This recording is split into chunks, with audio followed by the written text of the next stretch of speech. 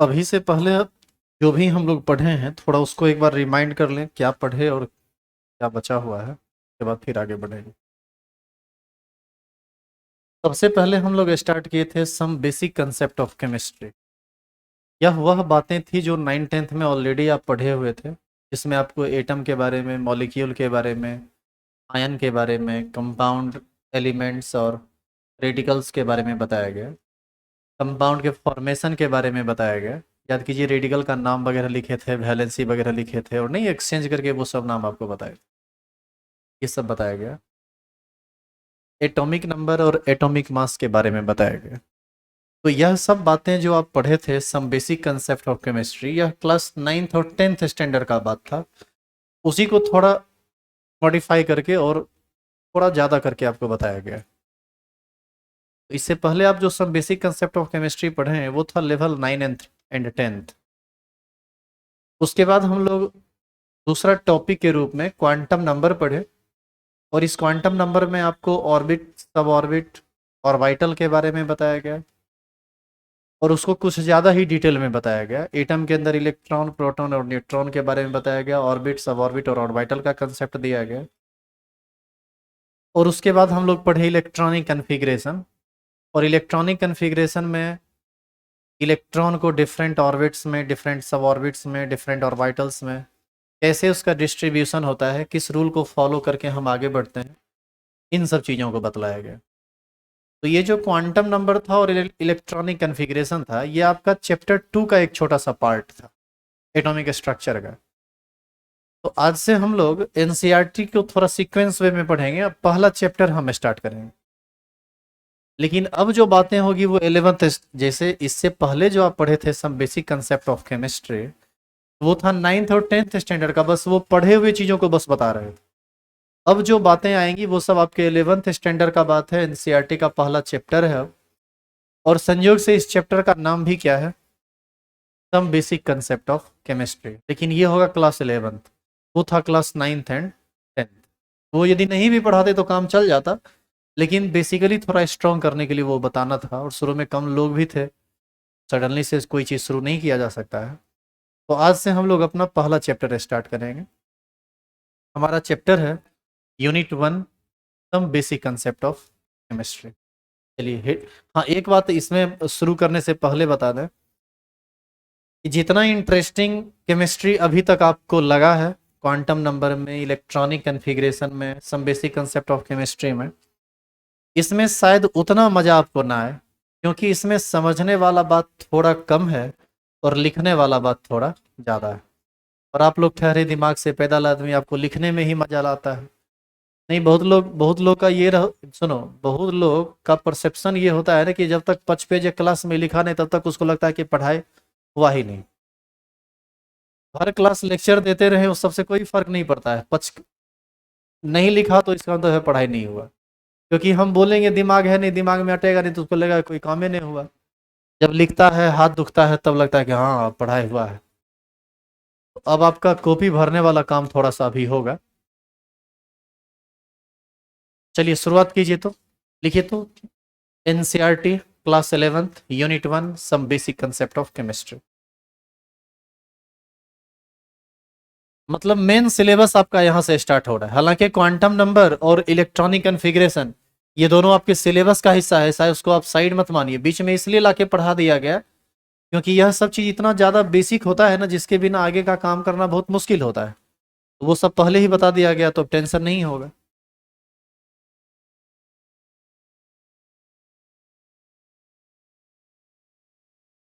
जो जिस मीडियम को हैं, जो जिस मीडियम से हैं उस मीडियम को फॉलो करेंगे। तो सबसे पहले इस टॉपिक के अंतर्गत हम अपने सब्जेक्ट को ही डिफाइन करते हैं।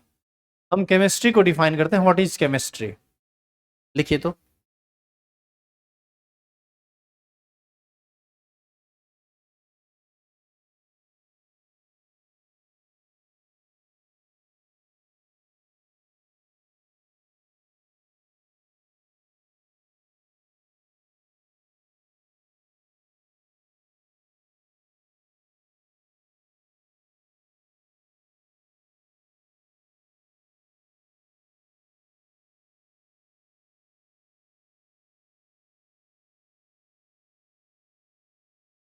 पहले आप इसको लिख लीजिए। तो देखिए ये सब मुख्य रूप से लिखने वाला ही बात है, थोड़ा बहुत समझने का होगा तो हम समझाते तुरंत तुरंत निकलेंगे यहाँ से। और अभी आपको इस चैप्टर में कोई भी बात बहुत बड़ा बड़ा नहीं मिलेगा, सब छोटा छोटा बात मिलेगा।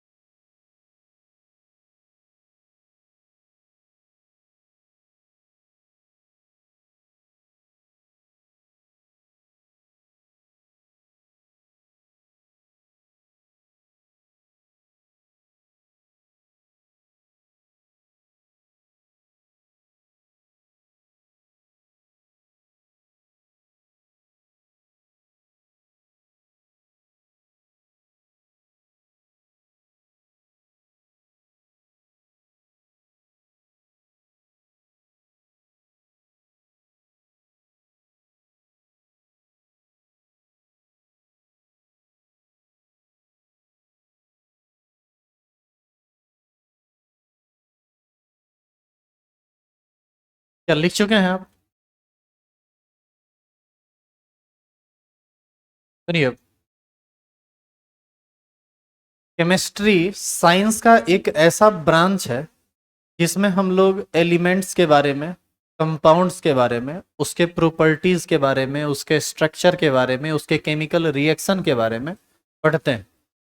और हम यह भी पढ़ते हैं कि जब वह एक चीज से दूसरे चीज में चेंज होता है तो एनर्जी का क्या वहां पर एब्जॉर्प्शन होता है या एनर्जी रिलीज होता है। इसीलिए यहाँ पर जो हेडिंग के अंतर्गत जो बातें लिखी हुई है उसमें सबसे पहले लिखा हुआ है कि branch of science which deals with the properties. Properties का मतलब होता है गुण, उसका क्या गुण है, गुण में रंग आता है, उसका फिजिकल स्टेट आता है, उसका गंध आता है, उसका स्वाद आता है, ये सब चीज की तरह की बातें आती है। कंपोजिशन, कंपोजिशन का मतलब होता है कि जिस जिस चीज से वो मिलकर बना है उसमें कितना हिस्सा कौन कौन है। जैसे मान लीजिए आप यदि वाटर की बात करते हैं तो वाटर में, वाटर का निर्माण कौन कौन एटम किया है, हाइड्रोजन और ऑक्सीजन। तो यदि हम संख्या की गिनती करें तो 2:1 का रेशियो होगा, 2 एटम हाइड्रोजन का होगा, 1 एटम ऑक्सीजन का होगा। हम यदि NH3 में एलिमेंट्स के कंपोजिशन की बात करें तो नाइट्रोजन का 1 एटम होगा और हाइड्रोजन का 3 एटम होगा, तो 1:3 का रेशियो होगा। तो यही कंपोजिशन होता है। अब जैसे मान लो कंपोजिशन को यदि तुम समझना चाहते हो, हिंदी में इसी को संघटन बोलते हैं। कंपोजिशन का मतलब होता है कि जब कई चीजों को आपस में आप मिलाते हैं तो किसी पर्टिकुलर चीज का उसमें क्या परसेंटेज अमाउंट है या क्या फ्रैक्शनल अमाउंट है। जैसे आप ऐसे सोचिए कि यदि आप खीर बनाना चाहते हैं तो मान लो 5 kg चावल ले लेते हैं, 500 ml दूध ले लेते हैं, 10 kg चीनी ले लेते हैं, सबको मिला देंगे, खीर बन जाएगा, बन जाएगा खीर। यही कंपोजिशन से खीर बनता है। क्या खीर खाता है रे तुम लोग, खाली शुद्ध चावले खा लेगा क्या? तो कहने का ये मतलब है कि आप यहाँ पर तुरंत ऑब्जेक्शन करेंगे ना कि नहीं ये कंपोजिशन सही नहीं है। तो कंपोजिशन का मतलब होता है कि अलग अलग चीजें आपस में किस रेशियो में मिली हुई हैं, इसी को हम कंपोजिशन कहते हैं। तो branch of science which deals with the properties, composition and structure of elements and compounds is called chemistry.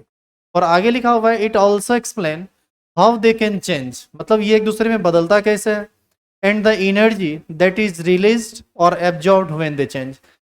ये चेंज, एक चीज दूसरे चीज में चेंज कैसे होता है, हम इसके बारे में भी केमिस्ट्री में ही पढ़ते हैं। और जब ये चेंज होता है एक से दूसरे में तो वहां पर एनर्जी का क्या हो रहा है, एनर्जी का एब्जॉर्प्शन हो रहा है या एनर्जी रिलीज हो रहा है, इन सब चीजों के बारे में। जैसे यदि हम आपको कुछ एग्जांपल बताना चाहें तो उस पर थोड़ा गौर कीजिएगा। पानी में कभी चूना डाले हैं आप? देखेंगे कि चूना डालने के बाद थोड़ी देर के बाद वो खौलना शुरू कर देता है, बॉयल होने लगता है। तो ये जो बॉयल होने लगता है और गलती से यदि आप उसमें हाथ डाल दो तो पूरा हाथ में फोका हो जाएगा, वो उतना गर्म हो जाता है। अब आप बताइए कि सिर्फ चूना को हाथ में लीजिए ज्यादा इफेक्ट नहीं डालेगा, सिर्फ पानी को हाथ में लीजिए ज्यादा इफेक्ट नहीं डालेगा, चूना पानी दोनों को मिलाकर हाथ में लीजिए जस्ट बाद जस्ट आफ्टर जब आप मिक्सिंग करते हैं तो आप पाएंगे कि आपका हाथ फूल गया, फोका हो गया, क्योंकि वो बहुत ज़्यादा हीट को रिलीज कर रहा है। तो वो हीट को रिलीज क्यों किया, इन सब चीज़ों के बारे में किसके बारे में पढ़ना है, केमिस्ट्री में पढ़ना है। जैसे आप एक गिलास पानी लीजिए और उस पानी में 2-3 चम्मच ग्लूकोज डाल दीजिए। ग्लूकोज डालने से पहले गिलास को छुएंगे तो आपको नॉर्मल लगेगा, लेकिन ग्लूकोज डालने के बाद जब आप गिलास को छुएंगे तो वही गिलास आपको ठंडा लगेगा। कोई भी चीज़ ठंडा तब लगता है जब वो एनर्जी को एब्जॉर्ब करता है। जैसे आप अपने हाथ पर यदि बर्फ रखते हैं तो बर्फ आपको ठंडा क्यों लगता है, क्योंकि बर्फ आपके बॉडी टेम्परेचर को एब्जॉर्ब कर रहा है, इस वजह से वो चीज़ आपको क्या लगता है, ठंडा। कोई चीज़ आपको गर्म क्यों लगता है, जब वो अपना हीट आप में ट्रांसफर करने लगता है। जैसे मान लीजिए गर्म रॉड को आप पकड़ लेते हैं तो आपको गर्म लगेगा, आप तुरंत उसको छोड़ना चाहेंगे, क्यों, क्योंकि रॉड गर्म है, आपका हाथ ठंडा है, वो एनर्जी आप में एब्जॉर्ब होने लगा और हमारा टिश्यूज उतना एनर्जी बर्दाश्त नहीं कर पा रहा है। तो वैसे स्थिति में आपको परेशानी होने लगेगी। 20-25 डिग्री से सह लोगे, 50-75-100 जैसे ही हुआ तो धीरे धीरे तुमको लगेगा कि हम इसको सह नहीं सकते हैं, क्योंकि जो लिविंग टिश्यूज है वो फिर डेड होने लगेगा। तो बहुत सारी बातें हैं उसके लिए। खैर ये तो बायोलॉजी की बातें हैं, इस पर हम ज़्यादा बोल नहीं सकते चूंकि ये मेरा पेपर कभी नहीं रहा है। लेकिन हम सिर्फ ये कहना चाह रहे हैं कि जब आप केमिकल रिएक्शन कराते हैं तो वहाँ पर एनर्जी का चेंज होता है, एनर्जी चेंज होता है, चाहे वो एब्जॉर्ब होके हो या रिलीज हो, मतलब रिलीज होके हो। तो ये सब कैसे होता है या कितना एनर्जी रिलीज होगा, कितना एनर्जी एब्जॉर्ब होगा, इन सब चीज़ों को हम किस टॉपिक के अंतर्गत पढ़ते हैं, केमिस्ट्री। टोटल बात ये सब केमिस्ट्री में ही पढ़ना होता है। अब आप यह भी जानिए कि केमिस्ट्री का मेनली 3 ब्रांच है। वैसे तो केमिस्ट्री के कई ब्रांचेज हैं, जैसे जो मेन 3 ब्रांच है उसमें आता है फिजिकल केमिस्ट्री पहला, दूसरा आता है ऑर्गेनिक केमिस्ट्री और तीसरा आता है इनऑर्गेनिक केमिस्ट्री। लेकिन इसके बाद भी बहुत सारा केमिस्ट्री का ब्रांच है, जैसे एनालिटिकल केमिस्ट्री आता है, बायोकेमिस्ट्री आता है। तो अलग अलग बहुत सारे ब्रांचेस हैं इसके, लेकिन हमको उससे ज़्यादा मतलब नहीं है। हमारा जो सिलेबस है वो फिजिकल केमिस्ट्री, ऑर्गेनिक केमिस्ट्री और इनऑर्गेनिक केमिस्ट्री से संबंधित है। तो हम सबसे पहले इस ब्रांचेस के बारे में जानेंगे कि ये तीनों ब्रांच में हमको क्या क्या पढ़ना है। जैसे सबसे पहला है हमारा, आप देखिएगा आगे लिखा हुआ है, there are mainly 3 branches of chemistry. पहला है फिजिकल केमिस्ट्री, दूसरा है ऑर्गेनिक केमिस्ट्री और तीसरा है इनऑर्गेनिक केमिस्ट्री। तो सबसे पहला जो ब्रांच है फिजिकल केमिस्ट्री, वो क्या है पहले आप समझ लीजिए। देखो, फिजिकल केमिस्ट्री बिल्कुल फिजिक्स के जैसा है, बिल्कुल फिजिक्स के जैसा है। तो फिजिक्स के जैसा क्या है आप उस बात को समझिए। जैसे फिजिक्स में आप कोई थ्योरी पढ़ते हैं, उसके अकॉर्डिंग कुछ रूल रेगुलेशंस आता है अलग अलग साइंटिस्ट का, उस रूल के अकॉर्डिंग जब हम चलते हैं तो हमको एक इक्वेशन मिलता है, उस इक्वेशन की सारे टर्म्स को हम समझते हैं और फिर उस पर न्यूमेरिकल आता है और फिर हम उसको सॉल्व करते हैं। तो न्यूमेरिकल जितना भी आपको मिलेगा वो फिजिक्स में मिलेगा, और यदि आप केमिस्ट्री के डिपार्टमेंट में आइएगा तो ये न्यूमेरिकल आपको फिजिकल केमिस्ट्री में मिलेगा। यानी केमिस्ट्री का एकमात्र ब्रांच जिसमें आपको न्यूमेरिकल से दर्शन होगा, और दर्शन नहीं होगा, बड़ा दुर्लभ चीज होता है, यदि आप ढंग से नहीं समझे तो न्यूमेरिकल आपसे बनेगा ही नहीं। तो केमिस्ट्री का एकमात्र ब्रांच है फिजिकल केमिस्ट्री जिसमें आपको न्यूमेरिकल से दर्शन होगा, बाकी कहीं भी आपको न्यूमेरिकल मिलने वाला नहीं है। अब आइए दूसरा पार्ट इसमें ऑर्गेनिक केमिस्ट्री में। ऑर्गेनिक केमिस्ट्री केमिस्ट्री का वह ब्रांच है जिसमें हम लोग ऑर्गेनिक कंपाउंड्स के बारे में पढ़ते हैं। अब आप पूछेंगे कि ऑर्गेनिक कंपाउंड क्या होता है।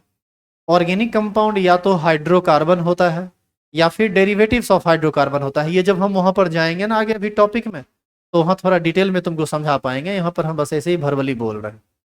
इसमें कोई न्यूमेरिकल आपको मिलने वाला नहीं है। और एक तीसरा जो पार्ट है यह है इनऑर्गेनिक केमिस्ट्री। इनऑर्गेनिक केमिस्ट्री में हम लोग सिर्फ और सिर्फ इनऑर्गेनिक कंपाउंड के बारे में पढ़ते हैं, यहाँ पर ऑर्गेनिक कंपाउंड के बारे में कोई डिस्कशन नहीं होता है। तो एक अच्छा बात यह है केमिस्ट्री को लेकर कि केमिस्ट्री में केवल एक ही ब्रांच में आपको न्यूमेरिकल मिलेगा, हर जगह न्यूमेरिकल नहीं मिलेगा। लेकिन एक खराब बात यह है कि जब आप ऑर्गेनिक केमिस्ट्री और इनऑर्गेनिक केमिस्ट्री में जाइएगा तो उसी न्यूमेरिकल का स्थान ले लेता है केमिकल रिएक्शन। और केमिकल रिएक्शन पढ़ना न्यूमेरिकल बनाने से ज़्यादा टफ है। यानी ओवरऑल आप यदि ये सोच रहे होंगे कि आपका जान बरी हो गया न्यूमेरिकल छूटा, तो ऐसा कुछ होने वाला नहीं है। आपको बहुत ध्यान से एक एक चीज़ को समझना पड़ेगा, तब आप इसको समझ पाइए। तो आगे हम लोग डिफाइन करते हुए फिर समझेंगे। देखिए तो आगे,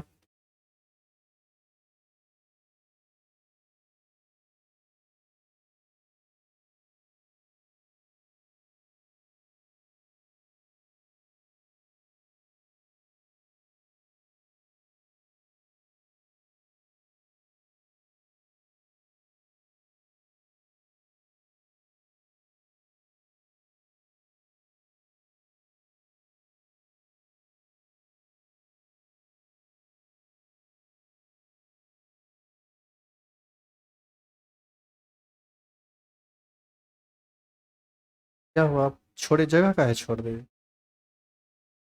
देखिए लेट से हैं क्या आप? हिंदी में है या इंग्लिश में, किस मीडियम में है? आप जिस मीडियम में, किसी एक मीडियम को फॉलो कीजिए, ठीक है। या फिर बाद में यदि उतार लेंगे तो ठीक है, आप वो आप जानिए।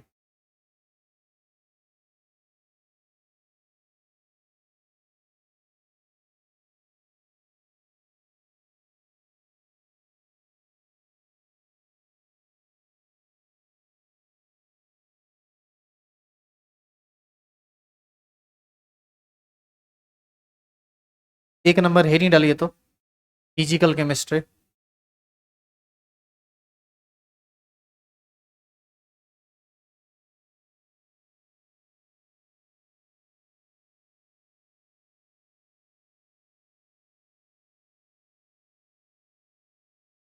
डिफाइन कीजिए।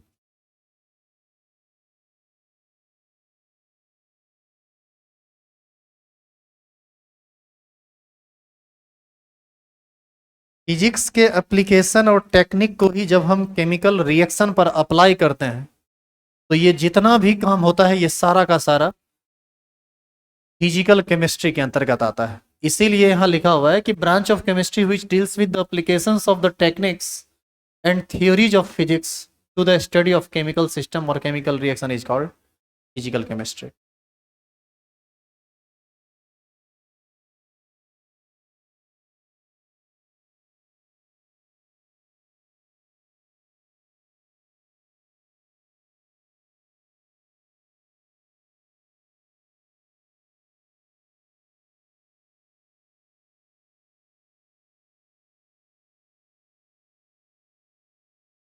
और जहां भी फिजिक्स का थ्योरी और फिजिक्स का एप्लीकेशन किसी सिस्टम पर अप्लाई होगा, तो निश्चित है वहां पर न्यूमेरिकल आएगा ही आएगा। इसीलिए यह एकमात्र ब्रांच है केमिस्ट्री का जिसमें आपको न्यूमेरिकल से दर्शन होगा। आगे बढ़े।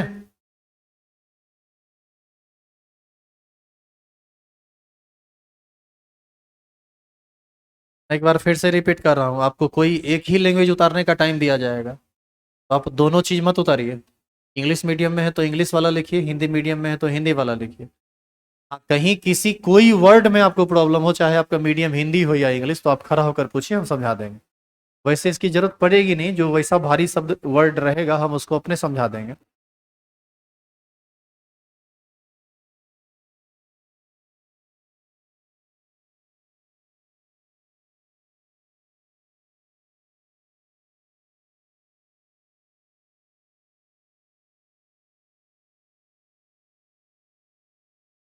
क्या हुआ? अगला ही नहीं डालेंगे, ऑर्गेनिक केमिस्ट्री।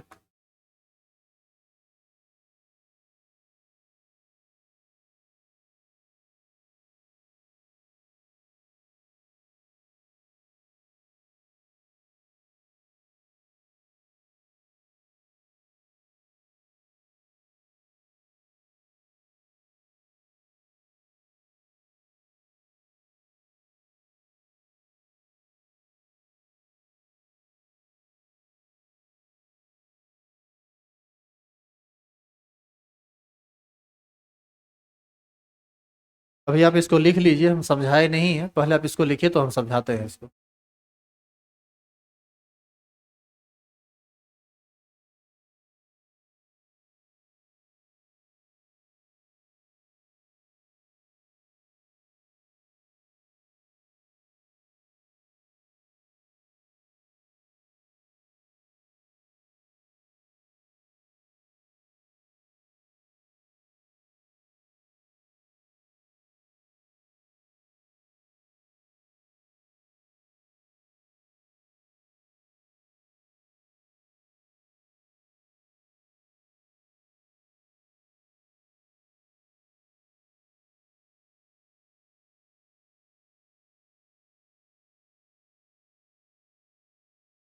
हो गया लिखा हुआ? देखिए यहाँ लिखा हुआ है कि branch of chemistry which deals with the study of composition, chemical reaction, properties, structures, preparation of carbon containing compound और हाइड्रोकार्बन और it's derivatives is called organic chemistry. इसका मतलब क्या है आप वो समझो पहले। सबसे पहले आप दो चीज के बारे में, जो दो नया वर्ड आ रहा है आप उसके बारे में जानिए। एक जो सबसे पहला है वह है हाइड्रोकार्बन और दूसरा है डेरिवेटिव्स ऑफ हाइड्रोकार्बन। ये दोनों क्या है और दोनों में अंतर क्या है, इस दो चीज को आप समझिए। क्या आप यहां तक लिख चुके हैं?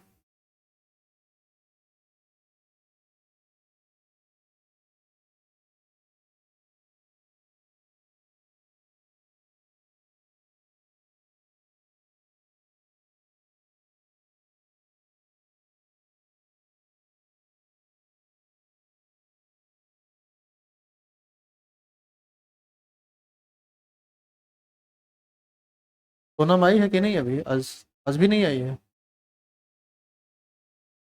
हैं?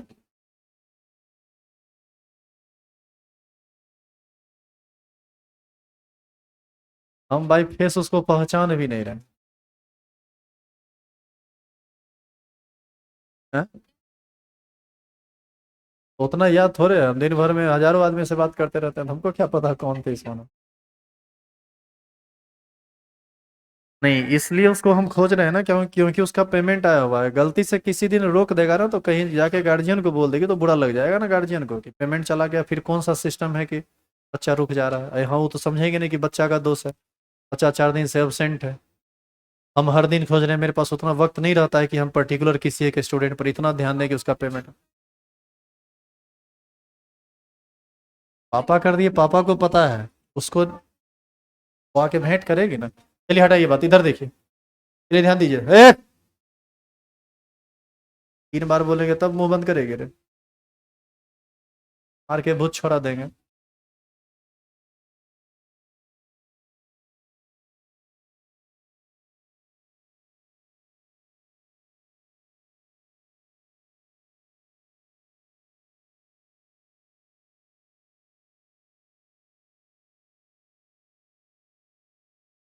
इस दो चीज के बारे में पहले जानिए, फिर आप उस डेफिनेशन को समझ पाएंगे। सबसे पहला है हाइड्रोकार्बन। हिंदी में भी हाइड्रोकार्बन ही कहलाता है, इंग्लिश में भी हाइड्रोकार्बन ही कहलाता है। वह सभी कंपाउंड जिसका निर्माण कार्बन और हाइड्रोजन से मिलकर होता है उसको हम क्या बोलते हैं? हाइड्रोकार्बन। जैसे एक एग्जांपल आप अपने मन से बताइए तो। कौन चीज? C2H6, इसका नाम क्या है बाबू? इसी को हम लोग इथेन बोलते हैं। CH4 इथेन, C6H6 बेंजीन कहलाता है ये सब हाइड्रोकार्बन है, क्योंकि इसका निर्माण सिर्फ और सिर्फ किससे हुआ है? कार्बन और हाइड्रोजन से। तो वह सभी कंपाउंड जिसमें कार्बन हाइड्रोजन हो हाइड्रोकार्बन कहलाता है, और वह सभी कंपाउंड जिसका निर्माण हाइड्रोकार्बन से होता है उसको हम लोग बोलते हैं डेरिवेटिव्स ऑफ हाइड्रोकार्बन। जैसे CH3OH, इसको हम लोग बोलते हैं मिथेनॉल। CH3Cl, इसको बोला जाता है मिथाइल क्लोराइड या क्लोरोमीथेन भी हम लोग इसको बोलते हैं। अभी आप इसका नाम नहीं जानेंगे क्योंकि अभी आप ऑर्गेनिक केमिस्ट्री पढ़े नहीं है। जिस दिन ऑर्गेनिक केमिस्ट्री पढ़ लीजिएगा ये सब बहुत छोटा मोटा बात है, बहुत बड़ा बात नहीं है। जैसे C2H5Cl, इसको हम लोग बोलते हैं इथाइल क्लोराइड या इसी को क्लोरोइथेन बोला जाता है। आप देखिए इसमें कार्बन हाइड्रोजन के अलावा Cl है, इसमें कार्बन हाइड्रोजन के अलावा ऑक्सीजन। एक्चुअल में हाइड्रोकार्बन का ही अलग अलग केमिकल रिएक्शन करा के इसको बनाया जा सकता है, इसीलिए इसको हम लोग बोलते हैं डेरिवेटिव्स ऑफ हाइड्रोकार्बन। हिंदी में व्युत्पन्न इसको बोला जाता है, हाइड्रोकार्बन का व्युत्पन्न। तो यहां पर हम दो बात समझे, हाइड्रोकार्बन किसको कहते हैं और डेरिवेटिव्स ऑफ हाइड्रोकार्बन किसको कहते हैं। जैसे जितना, जैसे दूध एक मेन कंपाउंड, मान लीजिए एक मेन जो सब्सटेंस है वो दूध है। दूध से पेड़ा भी बनता है, रसगुल्ला भी बनता है, खीर भी बनता है, तो ये पनीर भी बनता है। तो जितना चीज ये बन रहा है दूध से, ये क्या कहलाएगा? दूध का डेरिवेटिव्स। ये बात समझ में? तो ये समझ में आया कि हाइड्रोकार्बन क्या है। अब हाइड्रोकार्बन से जो चीज बनेगा उसी को हम लोग क्या बोलेंगे, डेरिवेटिव्स ऑफ हाइड्रोकार्बन। तो पीछे जो आप डेफिनेशन लिखे हैं उसमें आप लिखे हैं branch of chemistry which deals with the study of properties, composition, chemical reaction, structure और भी कुछ कुछ होगा ऑफ कार्बन कंटेनिंग कंपाउंड, या उसी के जस्ट बाद आप लिखे हैं और हाइड्रोकार्बन और इट्स डेरिवेटिव्स। इसका मतलब हुआ कि केमिस्ट्री का यह एक ऐसा ब्रांच होगा जिसमें हम हाइड्रोकार्बन के या फिर डेरिवेटिव्स ऑफ हाइड्रोकार्बन के गुण के बारे में पढ़ेंगे, उसके कंपोजिशन के बारे में पढ़ेंगे, इसका निर्माण कैसे होता है, उसके केमिकल रिएक्शन के बारे में पढ़ेंगे, तो उसका स्ट्रक्चर कैसा होता है इसके बारे में पढ़ेंगे। तो जिस ब्रांच में हम ये सब काम करेंगे वो सारा का सारा क्या कहलाएगा, ऑर्गेनिक केमिस्ट्री। और एक लास्ट बचता है जिसको हम लोग बोलते हैं इनऑर्गेनिक केमिस्ट्री। इनऑर्गेनिक केमिस्ट्री का वह ब्रांच है जिसमें हम लोग इनऑर्गेनिक कंपाउंड के बारे में पढ़ते हैं। आप आगे देखिएगा लिखा हुआ मिलेगा branch of chemistry which deals with study of inorganic compounds. तो सबसे पहले आपको यहाँ ये समझना पड़ेगा कि इनऑर्गेनिक कंपाउंड कहते किसको, वह सभी कंपाउंड जो या तो हाइड्रोकार्बन नहीं हो या डेरिवेटिव्स ऑफ हाइड्रोकार्बन नहीं हो, वो सब का सब क्या कहलाएगा, इनऑर्गेनिक कंपाउंड। या फिर वैसा कंपाउंड जिसमें कार्बन हाइड्रोजन जनरली नहीं रहता है उसी को कहा जाता है इनऑर्गेनिक कंपाउंड। जैसे NaCl क्या है, ये सोडियम क्लोराइड, इसमें कार्बन हाइड्रोजन है क्या, तो ये नहीं कहलाएगा हाइड्रोकार्बन या डेरिवेटिव्स ऑफ हाइड्रोकार्बन, ये क्या कहलाएगा, इनऑर्गेनिक कंपाउंड। CaOH का होल 2 कैल्शियम हाइड्रोक्साइड, यह एक बेस है, यह एक इनऑर्गेनिक कंपाउंड। तो धीरे धीरे आप और बढ़िया से समझेंगे ऑर्गेनिक कंपाउंड किसको कहते हैं, इनऑर्गेनिक कंपाउंड किसको कहते हैं, जब आप ऑर्गेनिक केमिस्ट्री और इनऑर्गेनिक केमिस्ट्री को पढ़ेंगे तब। अब आप कहेंगे सर यहाँ पर हाइड्रोजन तो है, हाइड्रोजन है लेकिन कार्बन तो नहीं है, कार्बन नहीं है मतलब ये हाइड्रोकार्बन भी नहीं है और डेरिवेटिव्स ऑफ हाइड्रोकार्बन भी नहीं है, तो यही सब क्या कहलाता है, इनऑर्गेनिक कंपाउंड। जैसे KOH हो गया, LiCl हो गया, ये सारे के CaCO3 हो गया, ये सब कहलाता है इनऑर्गेनिक कंपाउंड। और ये सब कंपाउंड तो हाइड्रोकार्बन है या फिर डेरिवेटिव्स ऑफ हाइड्रोकार्बन में अब देख ही रहे हैं। तो अगला हेडिंग डालिए, तो नहीं पहले आप इसको समझिए।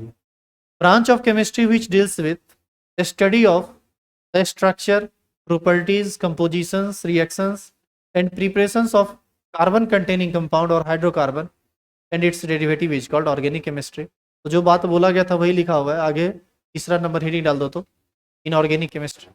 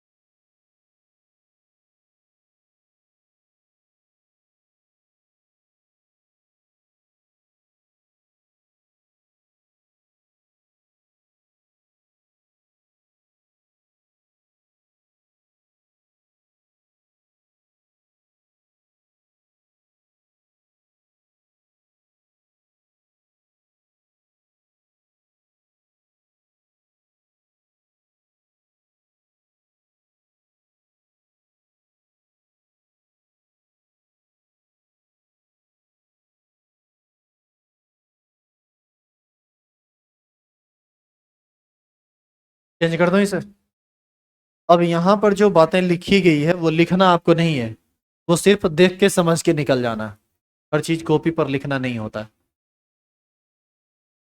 देखिए लिखा हुआ है इंपॉर्टेंस और सिग्निफिकेंस ऑफ केमिस्ट्री। केमिस्ट्री का क्या इंपॉर्टेंस है, आप यदि केमिस्ट्री पढ़ते हैं तो आप किस किस फील्ड में जा सकते हैं, किन किन चीज़ों की जानकारी आपको मिलेगी। तो लिखा हुआ है कि देर आर मेनी इंपॉर्टेंस और significance of chemistry in different fields. इसमें देखिए केमिस्ट्री को बीच में रखा गया और अलग अलग टाइप की बातें बताई गई कि आप यदि एग्रीकल्चरल साइंस में जाते हैं तो उसमें आपको केमिस्ट्री की जरूरत पड़ेगी, जहाँ पर कृषि कार्य किया जाता है, खेती बाड़ी के बारे में बताया जाता है। एटमॉस्फेरिक साइंस, वायुमंडल में, यदि वायुमंडल का आप डिटेल अध्ययन करना चाहते हैं तो उसमें भी केमिस्ट्री आपको पढ़ना पड़ेगा। केमिकल इंजीनियरिंग आप करना चाहते हैं, जिसका नाम ही केमिकल इंजीनियरिंग है, बताइए ये केमिस्ट्री को बिना छुए निकल सकता है क्या? सवाल ही नहीं पैदा होता है।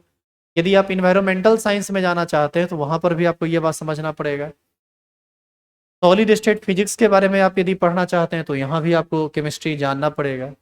फॉरेंसिक साइंस, आप जानते होंगे फॉरेंसिक डिपार्टमेंट एक होता है जहाँ जो क्राइम वगैरह हो जाता है तो वहाँ पर एविडेंस को जमा करने के लिए इसका जरूरत पड़ता है। जैसे कोई भी बम विस्फोट हुआ तो उस बम में किस चीज़ का यूज किया गया होगा, जैसे ब्लड सैंपल लेना हुआ, या ये वो हाथ का चिन्ह वगैरह वो सब होता है ना जी, वो फॉरेंसिक में छोटा छोटा चीज़ों को जमा करके वो एविडेंस को जमा करता है। तो उसमें आप पूरा का पूरा केमिस्ट्री ही है। बायोकेमिस्ट्री में जाना चाहते हैं, बायोकेमिस्ट्री पढ़ना चाहते हैं तो उसमें आपको इसकी ज़रूरत पड़ेगी। मेडिसिन के फील्ड में आप जाना चाहते हैं, फार्मेसी में तो उसमें आपको इसकी ज़रूरत पड़ेगी। इतना ही नहीं इसका यूज है, इसका और भी यूज है। जितना भी खाना आप खाते हैं सब का सब केमिकल ही है। तो केमिकल है का मतलब अब जाके घर पर एसिड मत पी लेना। क्या पीना है क्या नहीं पीना है वो आपको पता होना चाहिए।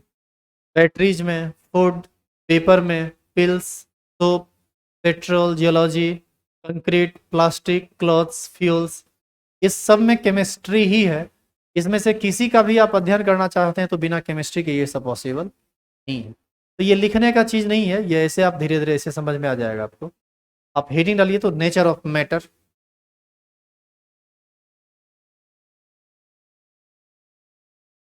और स्टार लगा के लिखिए मैटर।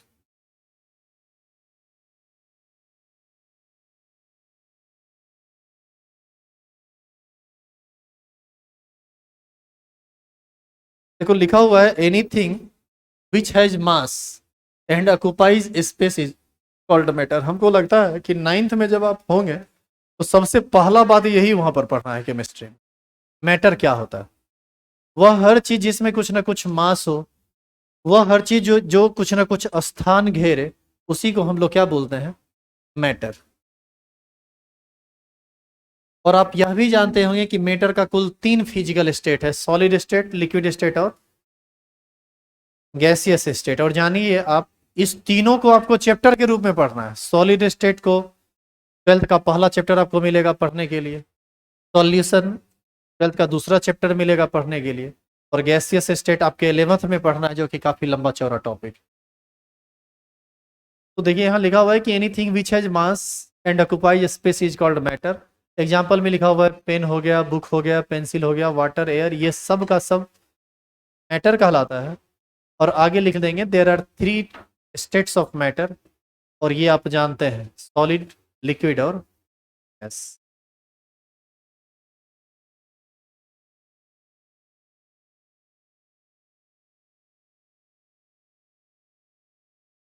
अभी जो चीज इसमें आपको पढ़ने के लिए मिलेगा ना, ये कोई बहुत बड़ा लंबा चौड़ा बात नहीं रहेगा, इसीलिए हम लोग इसको थोड़ा जल्दी में लिख के निकलेंगे ताकि हम लोग बिना मतलब के चीजों में टाइम को वेस्ट ना करें। ये सब इतना सिंपल चीज है कि फटाफट लिखते हुए आप खत्म कर लीजिएगा। आपको यदि लिखा हुआ मिल जाए तो ये सब खुद से भी समझ सकते हैं, ये कोई बहुत बड़ा चीज है नहीं। हाँ कुछ चीज आगे रूल रेगुलेशंस हैं उसको आप नहीं समझ पाइएगा, वो हमको समझाना पड़ेगा।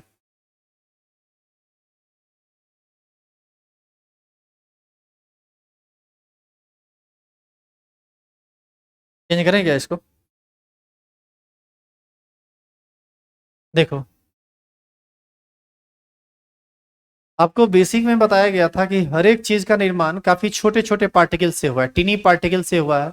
वह पार्टिकल या तो एटम हो सकता है, या मॉलिक्यूल हो सकता है, या फिर आयन हो सकता है। जैसे यदि मान लीजिए आप कि ये एक लोहा का टुकड़ा है। यदि ये एक लोहा का टुकड़ा है तो यह काफी छोटे छोटे आयरन के एटम से ही ना मिलके बना होगा। तो यदि हम लोहा का एक टुकड़ा लेते हैं, मान लीजिए ये टुकड़ा है, तो लोहा का जो छोटा छोटा टुकड़ा होगा, ये यदि ये सॉलिड स्टेट में है तो ये सब आपस में काफी ज्यादा क्लोज होगा और ये इतना कॉम्पैक्ट स्ट्रक्चर बनाए हुए रहता है जहां पर एटम हिल भी नहीं पाता है और ये सबसे नजदीक रहता है किसी भी स्टेट के कंस्टिट्यूएंट पार्टिकल्स की यदि आप बात करें। तो इस तरह से हम पूरा का पूरा अरेंज कर देंगे, खाली लोहा का एटम बना देंगे। अब उतना बनाने का हम जरूरत नहीं समझते हैं, वो आप ऐसे ही समझ सकते हैं। तो ये हम किसकी बात कर रहे हैं? सॉलिड की। सॉलिड स्टेट में कंस्टिट्यूएंट पार्टिकल्स यानी जो जिस चीज से वो बना होता है पदार्थ, उसका जो छोटा छोटा पार्टिकल होता है वो आपस में काफी सटा हुआ रहता है और ये इतना सटा हुआ रहता है कि एक एटम दूसरे जगह नहीं जा सकता है, वो अपने जगह पर स्थिर रहता है। और जानिए इसी वजह से इसका दो चीज फिक्स होता है। बताइए क्या क्या? एक शेप और दूसरा वॉल्यूम। एक आकृति और दूसरा आयतन, ये बदलता नहीं है। लेकिन यही चीज जब आप लिक्विड सब्सटेंस में जाइएगा। अच्छा एक बात और, ये सॉलिड किसका था? Iron rod. अब मान लीजिए हम आइस ले लेते हैं। आइस किस चीज से बनता है? पानी को ही ना जमा देते हैं। तो पानी का फॉर्मूला क्या होता है? H2O। इसमें H2O का एक कण होगा, H2O का दूसरा, H2O का तीसरा, H2O का चौथा। यदि ये सॉलिड स्टेट में आ गया तो ये इंटरमॉलिक्यूलर डिस्टेंस, मतलब दो मॉलिक्यूल के बीच का जो दूरी होता है वो काफी कम होता है और ऐसी स्थिति में इसका शेप और वॉल्यूम दोनों फिक्स हो जाता है। लेकिन इसी को मेल्ट आप कर दीजिए गर्म करके, यानी लिक्विड बना दीजिए, तो वैसी स्थिति में ये वाटर का मॉलिक्यूल इधर से उधर, उधर से इधर, इधर से इधर, इधर से इधर, इधर से उधर पूरा बर्तन में घूमता रहता है, जिसकी वजह से इसका वॉल्यूम तो फिक्स होता है लेकिन इसका शेप जो है वह फिक्स नहीं होता है। और यही चीज जब आप गैस में जाइएगा तो गैस में जो पार्टिकल्स होते हैं वो काफी ज्यादा दूर दूर पर होते हैं और इसमें इतना ज्यादा मूवमेंट होता है कि ये लगातार अपने स्थान को बदलता रहता है। इस वजह से इसका ना ही, और इसका इंटरमॉलिक्यूलर डिस्टेंस भी काफी ज्यादा होता है, कोई ज्यादा इंटरेक्शन इसमें होता नहीं है, दो मॉलिक्यूल आपस में एक दूसरे को ज्यादा अट्रैक्ट नहीं करता है। तो ऐसी स्थिति में ना ही इस गैस का वॉल्यूम फिक्स होता है और ना ही उसका शेप फिक्स होता है। आप गैस को जिस बर्तन में रखेंगे वह उसका वॉल्यूम, उस गैस का वॉल्यूम उस बर्तन के वॉल्यूम के बराबर हो जाएगा, उसका शेप भी उसी बर्तन के शेप के जैसा हो जाएगा। इन सब चीज़ों को आज हम भरवली बस ऐसे बोल दिए, कल आइएगा तो एक आध लाइन लिखते हुए आगे हम लोग निकल जाएंगे और फिर आगे का टॉपिक स्टार्ट हो जाएगा। आइए कल।